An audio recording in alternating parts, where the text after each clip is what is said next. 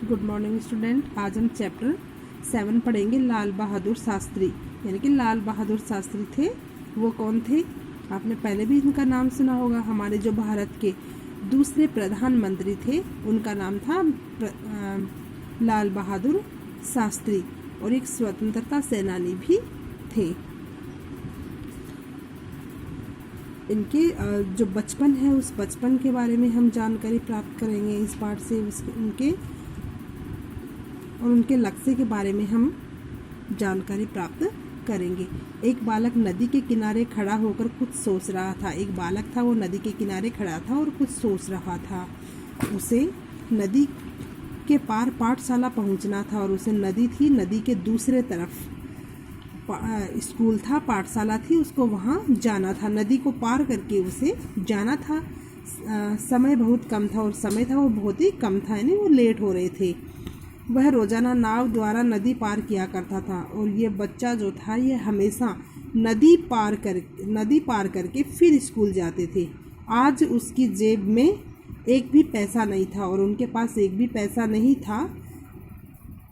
नाव में बैठे उनके साथियों ने साथ चलने का आग्रह करते हुए कहा कि वे उसका पैसा दे देंगे। और जो नाव में जो उनके साथी बैठे थे, उनके साथ पढ़ने वाले अन्य बच्चे थे, उन्होंने आग्रह किया, उनसे निवेदन किया कि तुम हमारे साथ चलो, तुम्हारे पास पैसा नहीं तो कोई बात नहीं, हम तुम्हारे पैसे दे देंगे। लेकिन स्वाभिमानी शास्त्री जी इसके लिए तैयार नहीं हुए। लेकिन जो शास्त्री जी थे, लाल बहादुर शास्त्री थी, वो इसके लिए तैयार नहीं हुए। उन्होंने नहीं माना कि नहीं, अगर मेरे पास पैसे होंगे तो ही मैं जाऊंगा। बालक थोड़ी देर खड़ा सोचता रहा, और वो थोड़ी देर खड़ा सोचता रहा। फिर उसने नदी को तैरकर पार करने का निश्चय किया, और वो थोड़ी देर तो सोचता रहा वहाँ खड़ा वो बालक। फिर उसने सोचा कि क्यों ना मैं नदी को तैर करके और निकल जाऊँ, यानी उस नदी को तैरकर पार करने का फैसला उन्होंने लिया। उसने अपनी पुस्तकों को नाव में बैठे अपने साथियों को थमा दिया, और उसके बाद जो पुस्तकें थी, अपना उनका बैग था, वो जो नाव में उनके साथी बैठे थे, उनके दोस्त थे, उनको दे दिया। फिर वह तुरंत पानी में उतर गए, और वो तुरंत पानी में चले गए। सावधानी से तैरते हुए एक दूसरे किनारे पहुंच गया, और सावधानी से, बड़े ध्यान से वो तैरते हुए नदी के दूसरे किनारे पहुंच गए।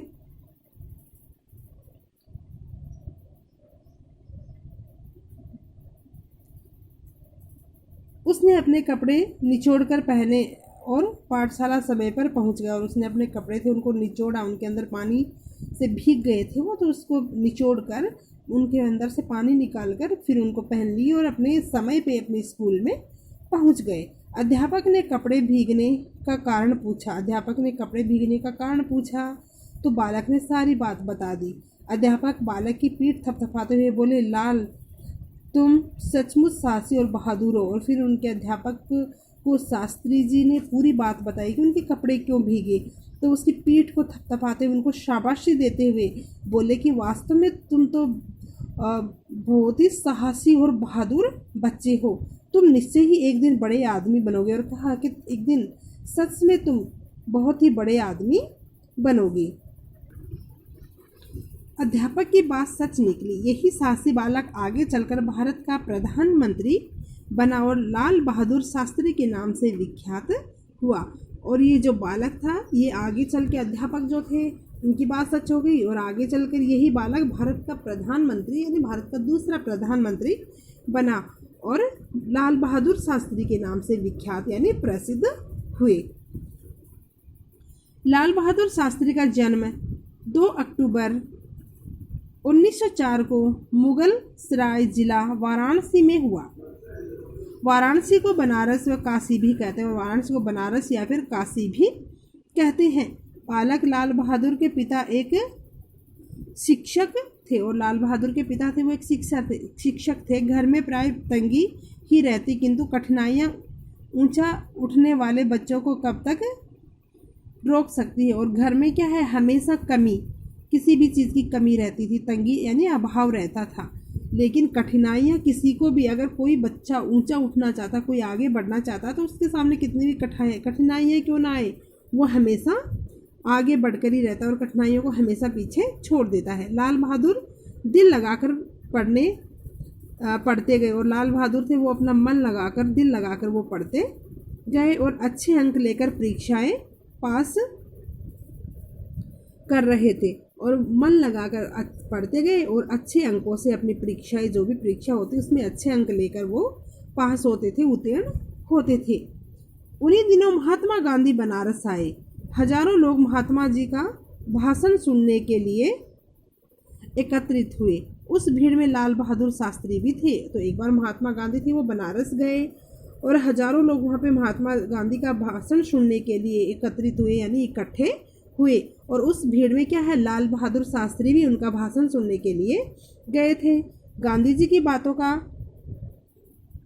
उनके मन पर गहरा प्रभाव पड़ा और गांधी जी की बातों का उनके मन पे बहुत बड़ा प्रभाव पड़ा, यानी वो प्रभावित हो गए गांधी जी की बातों से। वे देशभक्ति के रंग में रंग गए और उनके मन में देशभक्ति की भावनाएं बढ़ गई और देशभक्ति के लिए वो कार्य करने लगे। स्वतंत्रता प्राप्ति उनके जीवन का मूल ध्येय बन गया और स्वतंत्रता प्राप्ति था वो उनके जीवन का एक मूल लक्ष्य बन गया। स्वतंत्रता की लड़ाई में शास्त्री जी ने भी बहुत कष्ट उठाए और स्वतंत्रता की लड़ाई में उन्होंने भी बहुत सारे कष्ट उठाए। उनके सामने भी बहुत सारी परेशानियां आई। कई बार उन्हें जेल जाना पड़ा और बहुत बार उनको जेल भी जाना पड़ा। अंत में देशभक्तों के प्रयत्न रंग लाए। 15 अगस्त 1947 को भारत आज़ाद हो गया और 15 अगस्त 1947 को भारत आज़ाद हो गया था।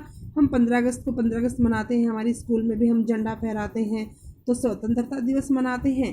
तो वो स्वतंत्रता दिवस कौन से सन में, 1947 में भारत आज़ाद हुआ था।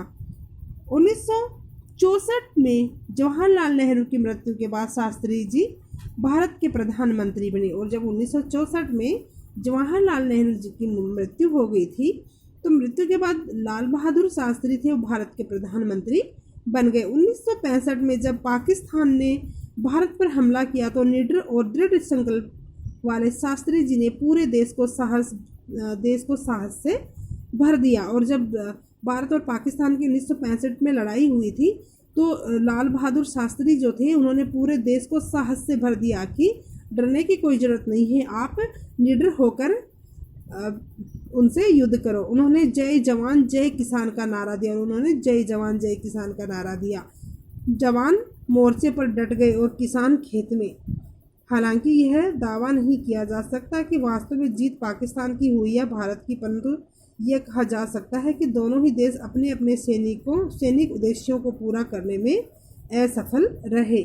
यानी कि इसमें यह नहीं बताया जा सकता कि जीत कौन से देश की हुई थी, भारत की हुई थी या पाकिस्तान की हुई थी, लेकिन दोनों देश थे वो अपने उद्देश्य, दोनों जिस उद्देश्य को लेकर वो लड़ाई कर रहे थे तो वो अपने उद्देश्य को पूरा नहीं कर पाए थे, उसमें असफल हो गए थे।